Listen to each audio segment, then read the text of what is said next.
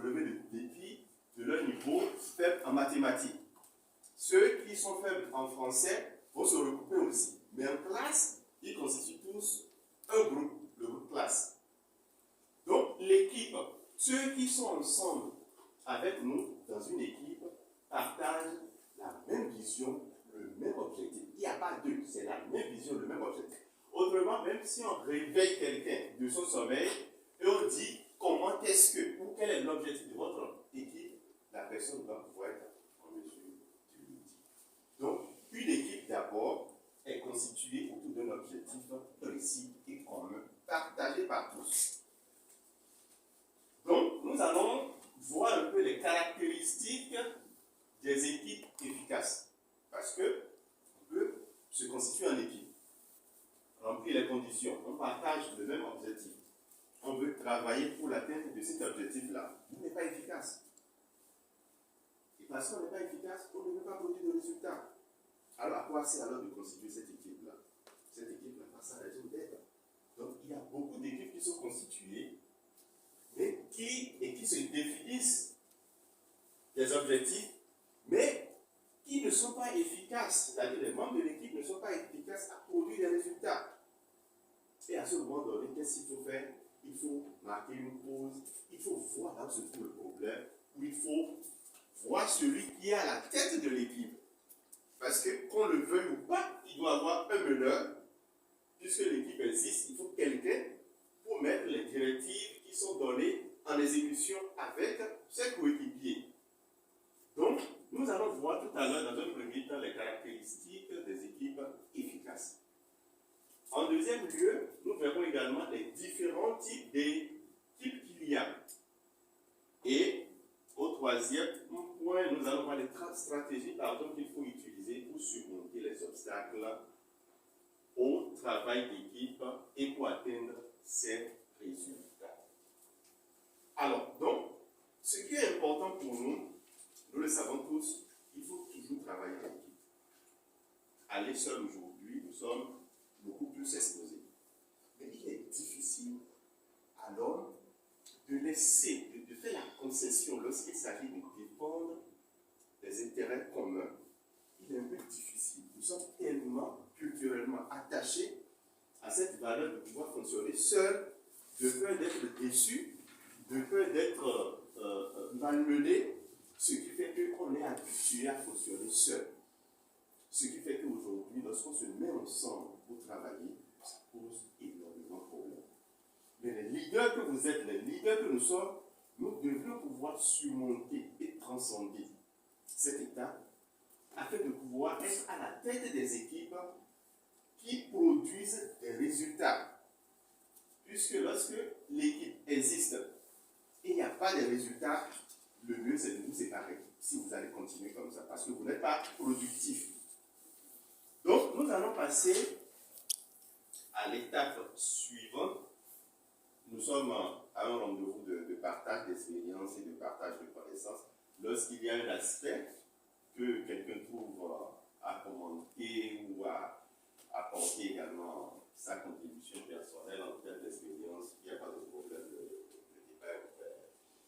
Alors, nous allons vers les caractéristiques, les 8 caractéristiques d'une équipe performante. Puisque quand on est avec des leaders, il faut des résultats. Et pour avoir des résultats, il faut donc travailler sa performance. Maintenant que l'équipe est constituée, alors on veut rester ensemble. C'est le début. Mais il faut définir rapidement la règle du jeu. En définissant la règle du jeu, le meneur de l'équipe doit pouvoir mettre l'accent sur un certain nombre de choses. Donc nous allons parler des 8 caractéristiques d'une équipe performante. La première caractéristique d'une équipe performante, c'est la clarté de leur objectif. Si l'objectif est encore flou, l'objectif est hésitant, l'objectif n'est pas bien clair et précis dès le départ, ça veut dire que même les coéquipiers ne comprendront pas grand-chose. Mais lorsque l'objectif est clair, précis et bien défini, et il ne faut pas prendre plusieurs objectifs à la fois, il faut y aller étape par étape, premier objectif, à supposer par exemple que pour le premier trimestre de l'année 2023, de janvier à mars, le premier objectif de notre équipe, c'est de pouvoir organiser cette activité dont le président a parlé et le révérend a révélé tout à l'heure. A relayé tout à l'heure.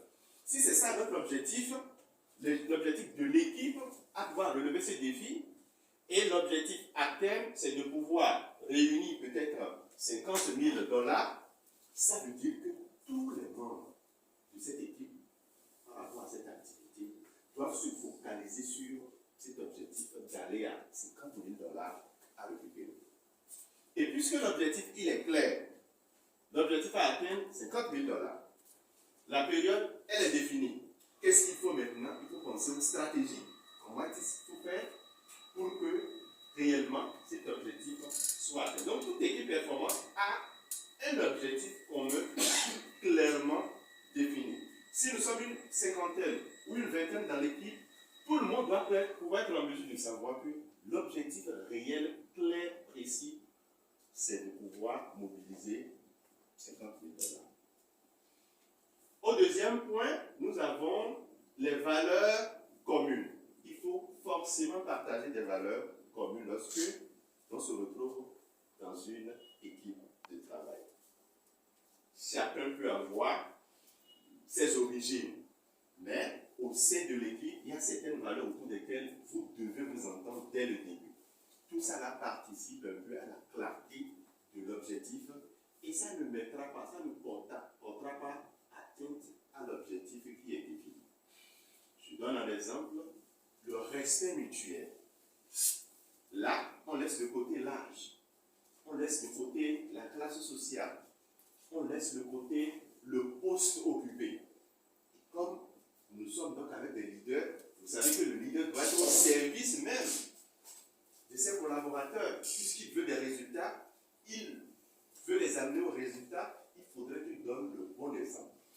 Que les coéquipiers ne sentent pas qu'il y a quelqu'un qui est là, qui veut les écraser.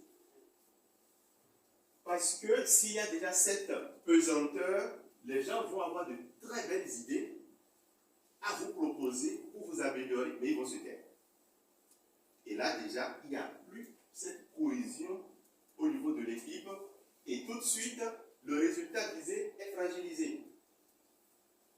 Donc, le responsable de l'équipe, le leader, il doit pouvoir, dès le début, instaurer certaines valeurs autour desquelles tous les membres de l'équipe doivent pouvoir fonctionner.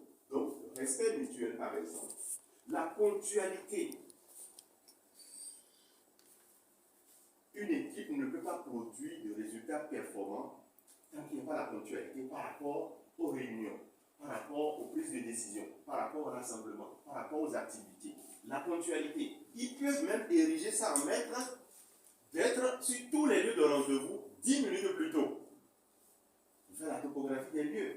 Bien que ce soit eux seuls qui souhaiteraient donc occuper l'espace parce que l'équipe qui est constituée aujourd'hui sera amenée à travailler avec une équipe d'une autre division. Et là, ce qui vous démarquera des autres, c'est peut-être cette valeur que vous avez instaurée, que vous avez cultivée dans le temps et qui est finalement ancrée dans vos habitudes. Et ne l'oublions pas, en travaillant dans des équipes, on essaie également d'acquérir d'autres compétences. Ça améliore sa personnalité. Ça améliore également la personnalité de l'individu. Et c'est ce que nous gagnons finalement. On travaille dans les équipes, même si c'est du bénévolat, au retour, ça nous améliore, nos prestations dans nos maisons, dans nos services et à divers niveaux. Et on se démarque facilement des autres. L'autre chose aussi, la persévérance. Ça peut être l'une des valeurs à pouvoir instaurer. Les difficultés, ça va arriver, mais il faut garder l'objectif final en tête, 50 000 $.